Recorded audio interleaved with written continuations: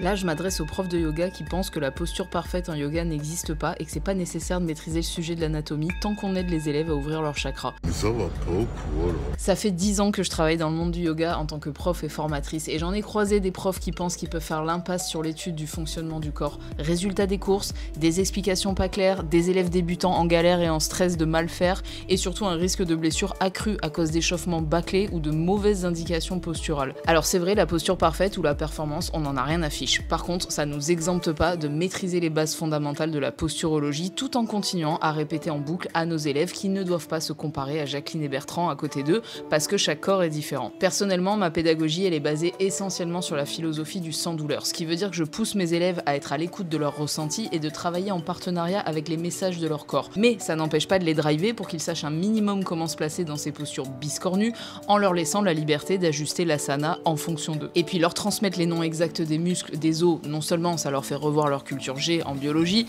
mais en plus ça les aide à rester focalisés sur eux. Et ça stoppe un peu le blabla incessant de leur mental, c'est tout bénef. Et puis maîtriser le sujet de l'anatomie, ça permet non seulement de ne pas passer pour une bille quand un élève te dit qu'il a une spondylarthrite ankylosante ou une hernie discale, mais surtout ça te permet de ne pas leur faire des trucs dangereux par rapport à leur pathologie. Parce que même si les notions de philosophie et de spiritualité sont hyper importantes aussi, malheureusement c'est pas le fait de connaître les chants en sanskrit et taper sur des bols tibétains qui évitera à tes élèves d'aggraver leurs blessures déjà présentes. Alors si tu veux savoir comment driver tes élèves, comment les conseiller en fonction de l'hyperlaxité, les maladies inflammatoires ou autres, je te propose d'aller visiter mon site internet pour découvrir mes 3 formations, Yoga Postural 30 heures, Yoga Flow 50 heures et Yoga Danse 100 heures, qui contiennent un tronc commun assez costaud en anatomie. Et puis bien sûr, abonne-toi, à très vite.